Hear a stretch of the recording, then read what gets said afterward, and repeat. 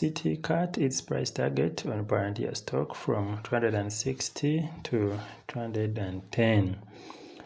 What does this all mean for Palantir, and is this true or is it just the news?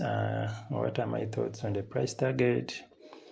Citi still thinks Palantir could go up, but not as much as before. When we see this price target, we see the analyst's best guess for where a stock might land in the future. And this one is not just a run for your life move, but it is more like the analyst is saying, this horse still has legs, but may not be rocket boosters attached anymore. So the downgrade in the target kind of does not really mean the business is weaker, but it kind of means the stock price has gotten ahead of itself, or the analyst now sees less upside than before. Now looking at Palantir, we see that the company is still being treated as a strong AI story, but Citi is trimming expectations because the market has already bid the stock up a lot. Do I agree with the price target? Let us see what my thought is. But here's the thing, the firm actually raised its earnings estimates at the same time and also kept its buy rating unchanged, which kind of sounds contradictory.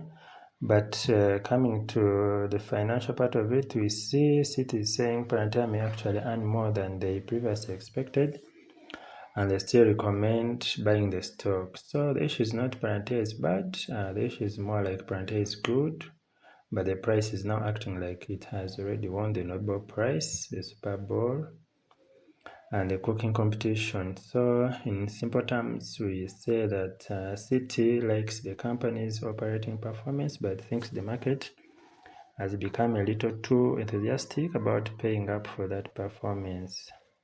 But then why the target being lowered? We see such a question an investor would ask, if the earnings are going up and the rating stays buy, so why the slash of the price target?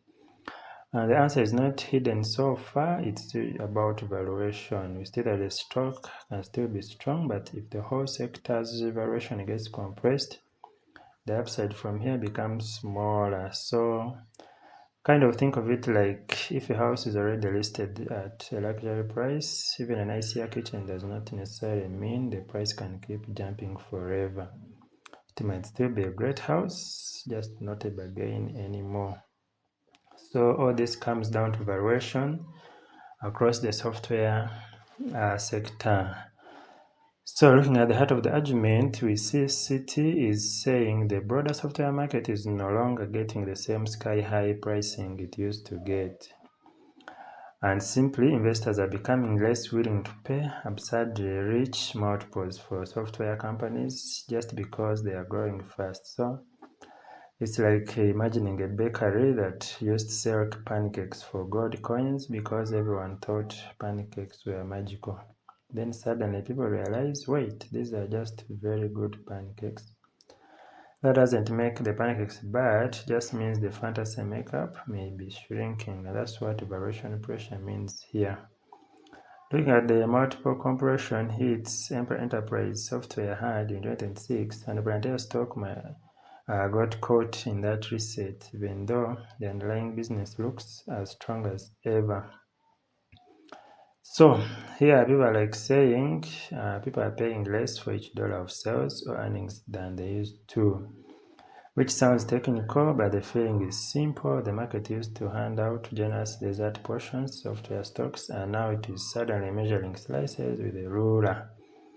Citi is saying Palantir got swept up in this sector-wide relating, even though the company itself still looks healthy.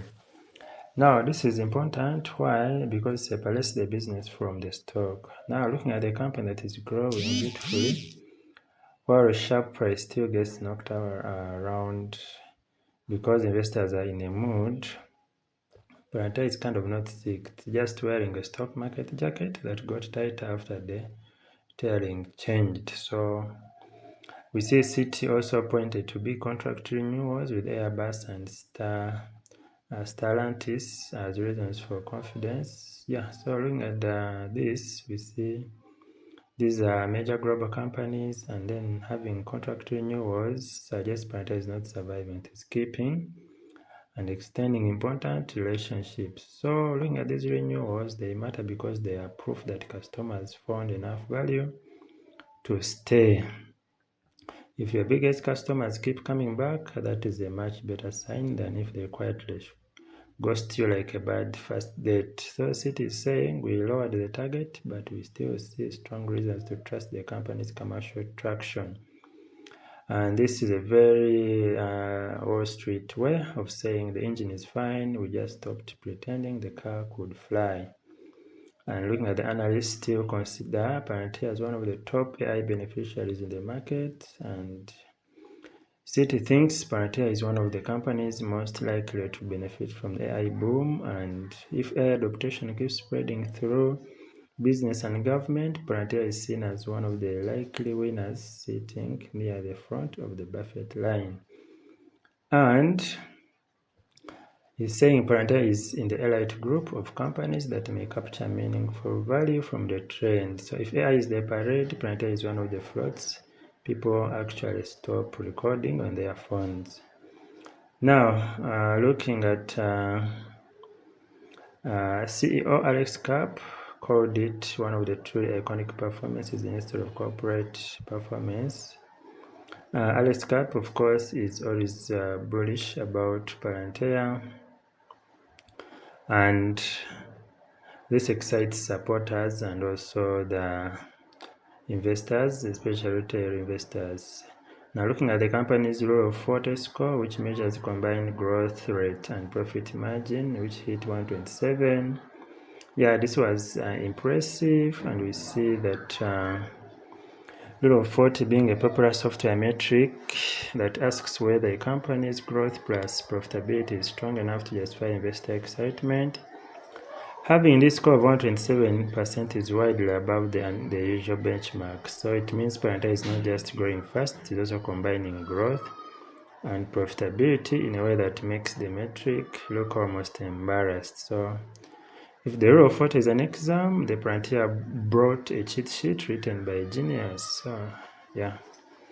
Also, we see that for context, most software companies aim to break 40. So that is a big move. That 40 is the rough line investors often use to judge whether a software business is balancing growth and efficiency well. So it's 127% is not just above that line, it's doing cartwheels over it while waving at the crowd. And this context is important because without it, 127 just might look like another random percentage. So with it, you realize Palantir is operating at a level that is far beyond the minimum acceptable standard. So if you look ahead at the guidance is the company's forecast for future revenue and profits, and we see that the numbers suggest a growth story may continue and not fade away.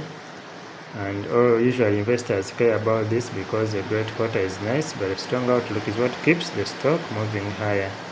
So I think, in my view, Palantir will still keep moving up and may even cross the 260 target to 300 even this year. So that's my thought. Let me see what you think.